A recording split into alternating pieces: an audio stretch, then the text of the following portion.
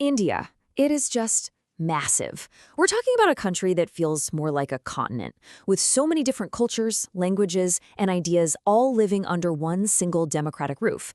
But have you ever stopped to wonder how it all actually works? How does this incredibly complex political system function day to day? Well, that's what we're going to do.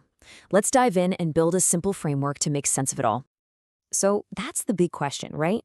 So when we're really going to try and unpack here, we're going to go way beyond the daily news headlines and get right to the heart of the fundamental forces that shape political life for well over a billion people.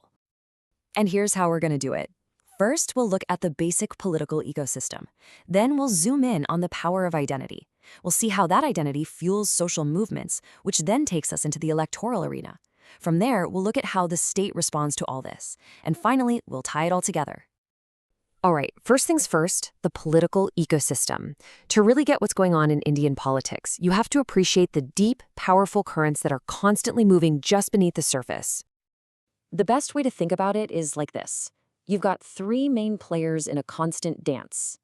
First, you have society. That's the people, their communities, their social structures. Then you have politics, the parties and processes that are supposed to channel what people want.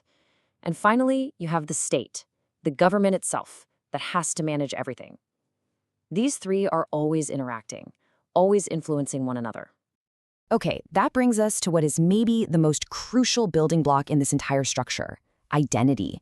You see, in India, who you are is often completely tied up with how you vote and what you expect from the political system. And just look at all the factors that come into play here.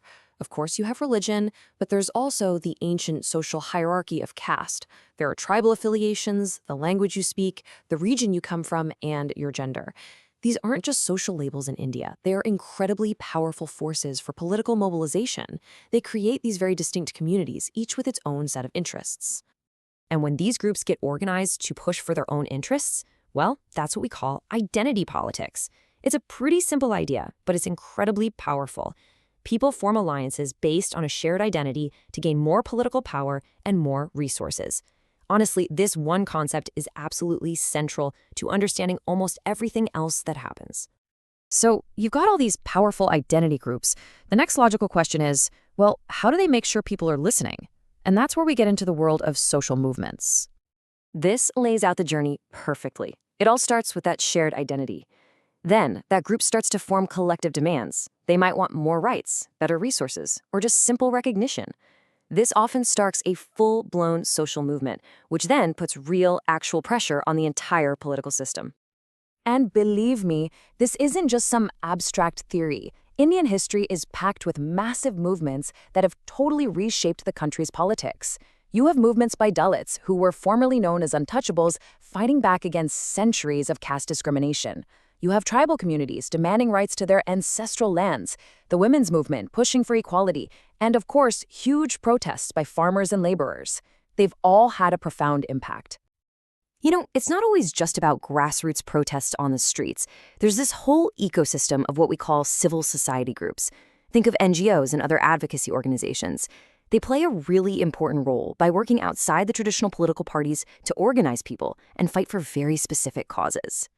So where does all this social energy, all this pressure actually go? Well, it all flows into the formal political process, the electoral arena. This is the place where all those grassroots demands finally come face to face with the structures of power.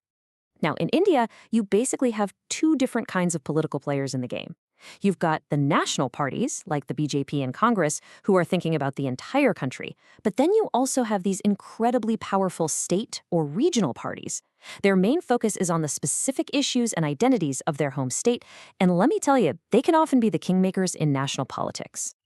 This trend is so important, it's actually got a name: the regionalization of Indian politics. And all it really means is that what happens in the states, well, it doesn't stay in the states anymore. Regional leaders and regional issues are now more and more likely to be setting the national agenda. And it's not just a feeling. The numbers absolutely back this up. I mean, just look at this chart. You can see how the share of the national vote that goes to these state-level parties has been climbing steadily for decades. They are a political force you simply cannot ignore. So, what you end up with is this constant tug of war between national goals and regional priorities, and it basically defines Indian elections. It influences who bothers to vote, it determines who gets a seat in parliament, and it shapes the very nature of the governments that are formed. Okay, so we've seen how people organize and how they vote. Now let's flip the whole thing around. How does the state, the government, actually respond to this incredible variety of demands coming from every direction? On the economic front, the state's playbook has changed a lot. Right after independence in the 50s and 60s, India had a very state controlled, planned economy. The massive turning point was 1991, when the country opened up its markets and shifted towards economic liberalization. Today, the big debate is all about a balancing act. How do you keep the economy growing at a fast pace while also making sure the benefits of that growth actually reach everybody?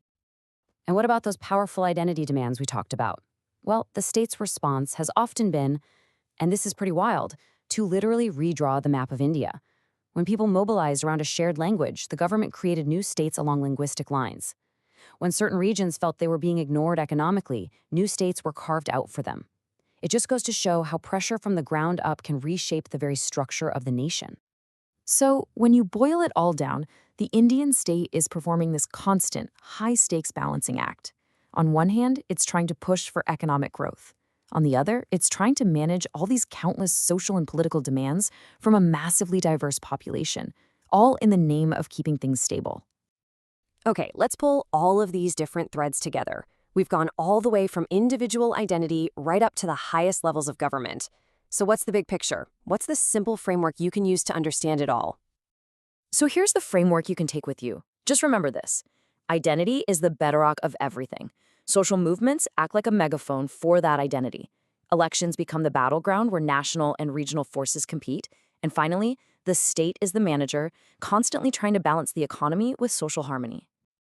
And that really leaves us with this one big, fascinating question. As India keeps changing at this absolutely breathtaking speed, as new economic realities and new social dreams emerge, how are these fundamental building blocks of its politics going to change too?